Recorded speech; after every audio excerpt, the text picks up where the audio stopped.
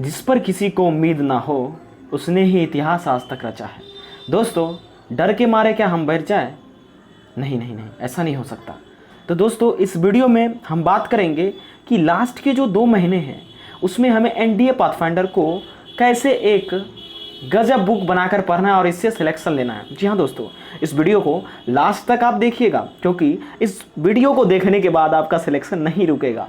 हाँ दोस्तों, आज हम चर्चा करेंगे कि एनडीए पाथफाइंडर बुक से इंग्लिश को कैसे पढ़े ताकि हमारे एग्जाम में सारे वही क्वेश्चन आए। जी हाँ दोस्तों, ये सबसे बड़ा प्रश्न विद्यार्थी के दिमाग में रहता है कि क्या एनडीए पाथफाइंडर को पढ़ने के बाद हम इंग्लिश में ज़्यादा स्कोर करेंगे। जी हाँ, करेंगे, लेकिन उसको अच्छे ढंग से पढ़ना होगा। एनडीए पाथफाइंडर सफिशिएंट है, ये मैं नहीं कहता, टॉपर भी कहते हैं, जो स्टूडेंट पास कर चुके वो भी कहते हैं। चलिए मुद्दे वाली बात पे आते हैं। दोस्तों, आप के पास अगर समय है तो आप अलग अलग बुक ट्राई करिए, क्योंकि अलग अलग बुक ट्राई करने से आप ज़्यादा मार्क्स उठा सकते हैं। लेकिन ये बात तय है कि एनडीए पाथफाइंडर को जिस तरीका से मैं अभी बताऊंगा वैसे पढ़ने के बाद आप बहुत ज़्यादा नंबर लाएंगे। ठीक है, चलिए। तो सबसे पहले मेरा ये वीडियो है how to cover English from NDA Pathfinder. ठीक है दोस्तों, तो इंग्लिश एनडीए पाथफाइंडर से कैसे कवर किया जाए, या ये 2 महीना के अंतराल में जो भी मेरे पास समय बचा है हमारे सेकेंड अटेम्प्ट के लिए इसके उसके लिए कैसे इसको यूटिलाइज करें, या नया छात्र भी है उसको कैसे पढ़े केवल अगर पाथफाइंडर पढ़ने का समय है तो। क्योंकि बहुत मेरे से दोस्त हैं जो कि कोई कंपनी में कोई ऑर्गेनाइजेशन में काम करते हैं, लेकिन वो भी चाहते कि हम आर्म फोर्सेस में ज्वाइन करें, तो उनके लिए भी ये ज़बरदस्त है। कम पढ़ेंगे लेकिन ज़बरदस्त तरीके से पढ़ेंगे। ठीक है, चलिए।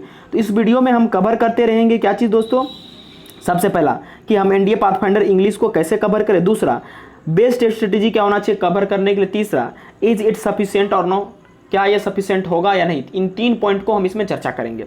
चलिए हम देखते हैं उन पॉइंट्स को। ठीक है, सबसे पहला कि हाउ टू कवर, कैसे कवर करेंगे। ठीक है, देखिए, कवर करने के लिए सबसे पहली बात जो आती है कि एनडीए का इंग्लिश का सिलेबस क्या है, या एनडीए पाथफाइंडर बुक में इंग्लिश का सिलेबस किस तरह से दिया गया है, उसको एक बार हम व्यू मार लेते हैं। ठीक है, देखिए, सी एनडीए सिलेबस ऑफ इंग्लिश। ठीक है, देखिए जो एनडीए पाथफाइंडर में जो सिलेबस दिया गया है इंग्लिश का वो देखिएगा। सबसे पहला स्पॉटिंग द एरर, मतलब ऑप्शन होंगे, कोई सेंटेंस दिया रहेगा उसमें कमियां निकालना है पहला। दूसरा वोकैबुलरीज में इन्होंने दिया सिनोनिम्स और एंटोनिम्स। ठीक है, ये एनडीए का सिलेबस है, वेरी गुड। सेंटेंस इंप्रूवमेंट, ये भी एनडीए के सिलेबस में आता है, हर बार प्रश्न से कहीं ना कहीं आता है। ठीक है, और सेंटेंस कंप्लीटेशन से भी प्रश्न आता है, और जम्बल वर्ड्स और कंप्रीहेंशन, इन सबों से भी प्रश्न आता है। ठीक है, तो दोस्तों अब आगे हम लोग देख लेते हैं, ये हमारा एनडीए पाथफाइंडर में इतना सिलेबस दिया गया। ठीक है, अब हम देखते हैं इसको यूटिलाइज कैसे करेंगे या कैसे इसको हम उपयोगिता बनाएंगे इसका। ठीक है, देखिए, अगर आप साधारण तौर से देखेंगे ना तो इंग्लिश में 50 क्वेश्चन, ठीक, कितने क्वेश्चन, 50 क्वेश्चन। ओके, 50 क्वेश्चन में जिसमें हमें ज़्यादा दिमाग मगजमारी रटने का काम नहीं करना है, वो है कंप्रीहेंशन, पहली बात। दूसरी बात वर्ड ऑर्डर और सेंटेंस ऑर्डर। इस पे जिस छात्र को दिमाग है, जो इंग्लिश समझता है, उसे ज़्यादा अभ्यास भी नहीं करना, उससे हो जाएगा।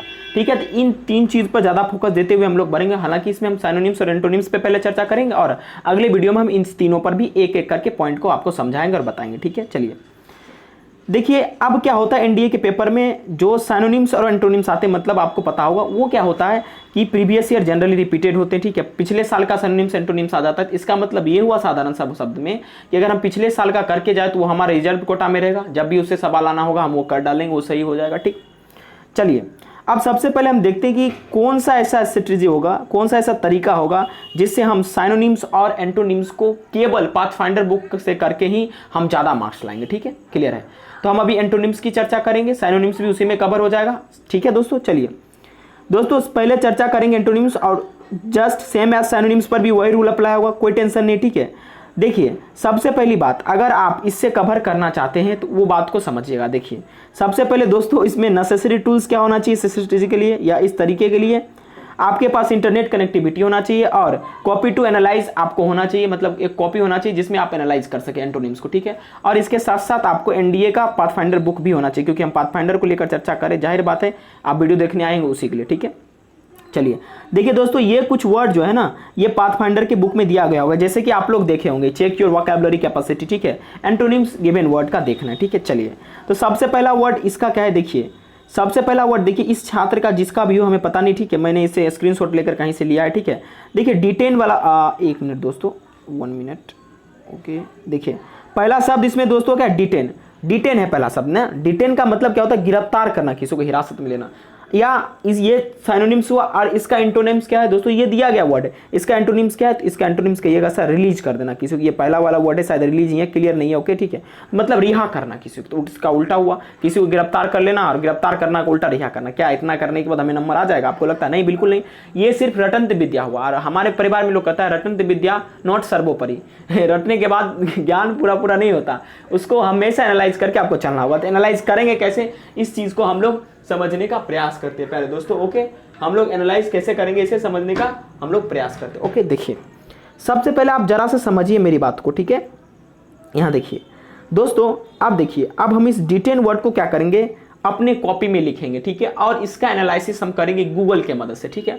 आप सोच रहे हैं भाई क्यों गूगल के मदद से करेंगे, इसके दिए गए शब्द को क्यों नहीं याद कर लेंगे, हिंदी मीनिंग देकर? नहीं, ये तरीका करने से आपको नहीं आएगा एग्जाम में वो क्वेश्चन, ठीक, क्योंकि हमको पता है इसमें जो भी 70 एंटोनिम्स दिए गए उसमें से एक भी नहीं आने वाला, लेकिन अगर उसका हम एनालिसिस करके पढ़ेंगे तो जरूर वो बेनिफिशियल होगा और वहां से आएगा भी।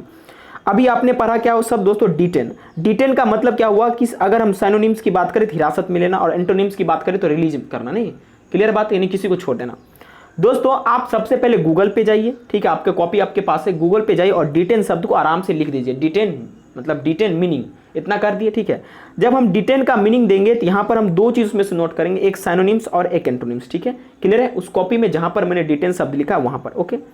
अब देखिए गूगल क्या बताता है डिटेन का मीनिंग, ठीक है। देखिए यहां गूगल बताता है कि किस मतलब होल्ड बैक करना, किसी को पकड़ लेना, ठीक है, delay, hold up, retard, keep, ये इसका साइनोनिम्स हुआ, नहीं, ये वर्ब के रूप में या नाउन के रूप में भी यूज किया जा सकता है। प्यारे दोस्तों आपको क्या लगता है ये जो इतना शब्द दिया गया, क्या आपके एग्जाम में कीप पूछ देगा? नहीं पूछेगा। स्लो डाउन पूछेगा? नहीं पूछेगा। ऑब्स्ट्रक्ट और इम्पीड और हैम्पर और हिंडर, चार ऐसे शब्द हैं जिसमें से पूछने का चांस है, लेकिन आपको पता, आपको सोचना हो, क्योंकि हिंडर जो वर्ड है, हेम्पर और हिंडर, ये दोनों वर्ड काफी प्रचलित है, इसलिए एग्जाम में बहुत कम आने का चांस है, ठीक है। लेकिन इम्पीड और ऑब्स्ट्रक्ट ये दोनों साइनोनिम्स जबरदस्त है, इसलिए हमारा कॉपी में पहला साइनोनिम्स का स्थान होगा इम्पीड, ठीक है। ऐसा करने से आप जरूर अच्छा कर पाइएगा, मेरी बात को समझिए, मैंने ऐसे कर करके ही इंग्लिश को सीखा है और इंग्लिश में ज्यादा स्कोर मैंने किया, ठीक है। इम्पीड के बाद ऑब्स्ट्रक्ट, ये पहला दूसरा साइनोनिम्स हुआ, ठीक है। और आगे देखते हैं, ठीक है। और एक और मीनिंग बता रहा है वो देखिए डिटेन का, देखिए ये जो गजब का मीनिंग है, इम्प्रिजन तो सब लोगों को पता है, जेल पता है, लेकिन इनकार्सिरेट ये नहीं पता होता किसी को, ठीक है। इसको भी साइनोनिम्स में लिख देंगे। अब इतना लिखने के बाद इसको हम लोग याद कर लेंगे, चाहे ट्रिक हो, मेमोनी को, कोई तरीका है, जो तरीका आपके पास है उस तरीका से इसको आप याद कर लीजिए साइनोनिम्स को, ठीक है। और पॉसिबल है तो डिटेन का आप एंटोनिम्स भी इसी तरह से जो जो आपको लगता है इंपॉर्टेंट है वो आप लिख लीजिए, क्योंकि ये नहीं पूछने वाले डिले का क्या होगा, ये नहीं पूछने वाले होल्ड अप, जो पूछने वाले जो लगता है कि हमको नहीं आता, ये ऐसा चीज पूछा जा सकता है, तो उस केस में आपको करना है, ठीक है। चलिए अब आगे देखते हैं दोस्तों। अब देखिए ये तीनों वर्ड को हमने क्या किया, नोट कर लिया, ठीक है। इम्पीड, हिंडर और इनकार्सिरेट, ठीक है, ये तीनों शब्द हमारा हो गया, कोई दिक्कत नहीं है, ठीक है।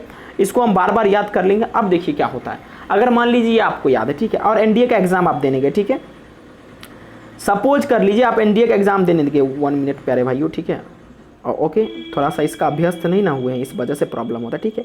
देखिए आप एग्जाम देने गए, आप मान लीजिए आप क्या पढ़ के गए थे, यहाँ से डिटेन पढ़ के गए थे, केवल डिटेन मतलब रिलीज करना। आपने क्या पढ़ा था, इनकार्सिरेट का मतलब क्या होता, नहीं पढ़ा था। लेकिन अभी आप मेरे वीडियो को देखने के बाद आप ऐसे पढ़ेंगे, अगर मान लीजिए एग्जाम में इस तरह से क्वेश्चन आ गया, देखिए क्या है क्वेश्चन सिनोनिम्स में, thousands of dissidents have been interrogated और इनकार्सिरेटेड, ठीक है। जो डिसिडेंट्स वगैरह थे, ठीक है, उनको क्या किया गया, क्वेश्चन किया गया और उनको इनकार्सिरेटेड किया गया। भाई अब विद्यार्थी चकित में पड़ जाएगा, यार इनकार्सिरेटेड तो पाथफाइंडर में दिया ही नहीं था, ये चीटिंग कर लिया यार। चीटिंग कहाँ किया भैया, बता रहे इसे करो ना, क्या दिक्कत है, तनी समय लगेगा, समय लगेगा तो कंप्लीट हो जाएगा ना। इनकार्सिरेट का मतलब क्या होता है दोस्तों, अभी समझाया मैंने। इनकार्सिरेट का मतलब मैंने गूगल से उसका मीनिंग देखा, ठीक है। आप सोच रहे होंगे सर आप गूगल से बता दिए, नहीं नहीं, आपको मैं समझाने के लिए बताया कि आप इस तरह से साइनोनिम्स और एंटोनिम्स निकालेंगे। इनकार्सिरेट का मतलब मेरे भाई क्या होता है, रिलीज करना किसी को, नहीं रिलीज करना होता है, बताइए सोचिए जरा। अभी आपको मैंने बताया इनकार्सिरेट, नहीं, इनकार्सिरेट का मतलब होता है किसी को हिरासत में ले लेना। क्या करना, हिरासत में ले लेना, ठीक है। तो रिलीज तो होगा नहीं, एब्जॉल्व होगा नहीं, एब्जॉल्व का मतलब होता है माफ कर देना किसी को, ठीक है। फ्री तो होगा नहीं, तो एक बचा डिटेन। अगर मान लीजिए आपने इनकार्सिरेटेड अगर देखा होता तो आपको डिटेन पहले से पता था, लेकिन इनकार्सिरेटेड पता होता, अगर आपने नहीं देखा होता तो नहीं। तो इसलिए दोस्तों शब्दों को गूगल में जरूर देखना, जो जो इंपॉर्टेंट साइनोनिम्स है उससे एक बार लिखना, क्योंकि आपके पास 2 महीना बचा। हमको लगता है कि आप कर लीजिएगा 2 महीना में पूरा साइनोनिम्स एंटोनिम्स, बहुत ज्यादा नहीं होगा, ठीक है, ओके। तो आपका ये तरीका है करने का सिनोनिम्स और एंटोनिम्स का, ठीक है। ओके, चलिए अब समझने का जरा प्रयास करिएगा इंग्लिश में क्या होता है। देखिए हमारे पास एक वर्ड पाथफाइंडर में दिया गया है, ठीक है, जैसे उसका टेस्ट वोकैबुलरी टेस्ट में आपका दिया गया था एक वर्ड, उसका 4 ऑप्शन, 4 ऑप्शन का एनालिसिस किए तो हमको एक ही में हो गया 20 शब्द, ठीक है। तो हम काहे ले बौखेंगे अलग अलग मटेरियल पर, भाई हम इसका अगर 100 शब्द दिया गया हम इसी को का एनालिसिस करके इससे 500 शब्द निकाल के हम रट ले, क्योंकि जानते ये इंपॉर्टेंट है और इसका जो इंपॉर्टेंट भाग होगा वो भी इंपॉर्टेंट होगा, ठीक है, वो भी क्रूशियल होगा, है ना। हम वो क्यों ना करें जो हम वो करें, ठीक है, क्योंकि हमारे पास समय नहीं है, हम 10 बुक नहीं पढ़ सकते। पर हम हमेशा छात्रों को कहते हैं कि एनडीए पाथफाइंडर मतलब केवल एनडीए पाथफाइंडर और कोई बुक नहीं। प्रॉमिस करते हो ना, तो प्रॉमिस करते तो कमेंट करो, ठीक है, अगर आपको अच्छा लग रहा है तो। चलिए देखिए इसके बाद करने के बाद हमने क्या किया, एनालाइज किया मैंने, ठीक है, और कॉपी में राइट डाउन करिए जो भी आप गूगल से देखकर अभी लिखे उसको, जो जो इंपॉर्टेंट जैसे इनकर्सिरेट जैसे ये सब था, तो इसको आप कॉपी में नोट करिए और टाइम टू टाइम उसको देखते रहिए, रटना भी नहीं, बस डेली खोलकर 5 से 10 मिनट उसको देख लेना, बस पूजा जैसे करते हैं ना, घंटी भगवान को दिखाते उसी तरह से उसको दिखा के निकल जाइए, क्या फर्क पड़ता है, ठीक है।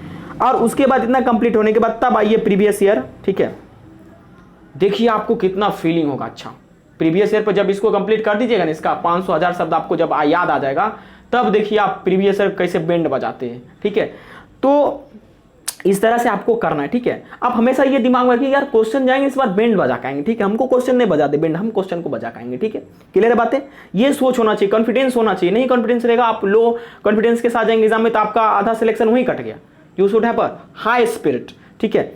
चलिए अब आप सोच रहे होंगे कि भाई मतलब ये बता दो ये सफिशिएंट है कि नहीं, क्वेश्चन आएगा ना दिमाग में, आप जो बता रहे हैं सिनोनिम्स एंटोनिम्स करने के लिए सफिशिएंट है कि नहीं। तो आंसर यस, आंसर क्या मिलेगा, यस, लेकिन ऐसे रट्टा नहीं, डिटेन मन हिरासत में ले लेना, ऐसे रट्टा करने से नहीं सफिशिएंट, ठीक है। सफिशिएंट तब है जब हम डिटेन का गूगल पे मीनिंग देखेंगे और उसको एक जो इंपॉर्टेंट शब्द है उसका दिया गया उसको समझेंगे और कॉपी में लिखकर याद करेंगे, तब सफिशिएंट, ठीक है। लेकिन एनालिटिकल स्टडी करना बहुत जरूरी है दोस्तों। ये मैंने आपको सिनोनिम्स और एंटोनिम्स का स्ट्रेटजी बताया, ठीक है। अगर आपको दोस्तों ये वीडियो अच्छा लगा तो आप कमेंट करिए, अगर आप चाहते हैं कि आपका बाकी जो पार्ट है उसका भी आपको वीडियो मिले तो आप हमें कमेंट करके बताएं, आपको बहुत जल्द वो वीडियो भी मिल जाएगा। दोस्तों अगर इसमें आपको कुछ लग रहा है कि और इसमें इंक्लूड करना चाहिए था तो आप वो भी कमेंट करें, आप हमें सजेस्ट कर सकते हैं, आपका सजेशन हमारे लिए बहुत जरूरी है।